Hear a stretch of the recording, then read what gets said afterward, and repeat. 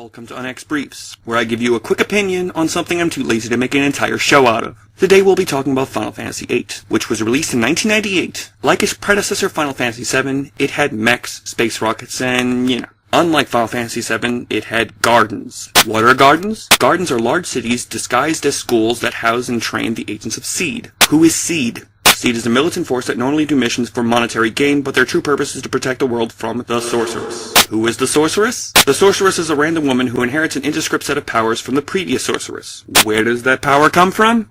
It's never explained, so accept it. Come up! The story follows Squall, for the most part, who is an emotionless JRPG stereotype. His forced-upon friend Zell, who is an over-emotional dumbass, Sophie, the clumsy, quirky anime girl, and Quizdus, a hot blonde who is the only rational person in the fucking world. Now, you may be asking yourself, why would I say that about Quizdus? Well, she's obviously hot. Better forward this to Lance over at FGB. And unlike most female characters, she admits her true feelings, gets shot down, and moves on. The whole thing flows rather well, and doesn't take up time by forming a needless love triangle. This is probably the only known case of a guy friend-zoning a girl. Okay, let's speed things up. Renoa is Squall's useless love interest. Irvine...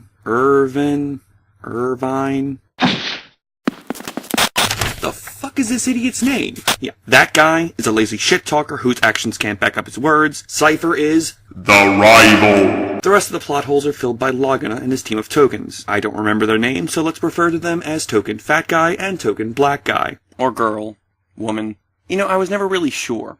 To me, he always reminded me of Grace Jones from Conan the Destroyer. Last comes our most important JRPG stereotype, Elone, the mysterious girl with extraordinary, unexplained powers. And to have powers that are considered extraordinary in a world filled with people that can draw magic from others and summon godlike beings to wipe out opponents is really saying something. Speaking of summons, they're called Guardian Forces, or GFs, this time around. They teach special commands and buffs using the...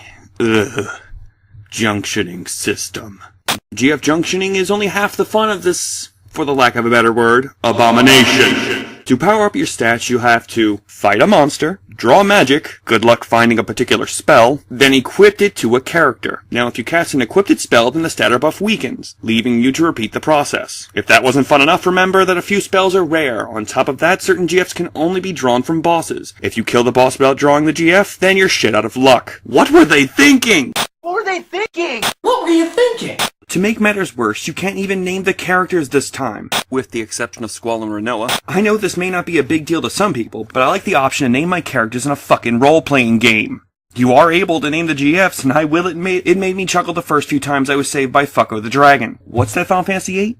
You can name Renoa's dog and the final boss? With table scraps like that, I don't see why I'm bitching so much. Despite that bullshit, the story is pretty good, if a bit lazy, and the graphics were awesome for a PS1 release. They still didn't make summon scenes skippable, but the boost option does give some incentive to actually go through with it. In closing, Final Fantasy VIII is definitely worth a playthrough. Notable firsts? Final Fantasy VIII had a mini-game where you can challenge NPCs to a card battler called Triple Triad. That was surprisingly fun to play. Let's go to the meter. Mama loves mambo. Mama loves mambo. Having their fling again, younger than spring again, feeling that zing again, wow. They even made the summon scene skippable. Summon scene skippable. They even made the summon scene skippable.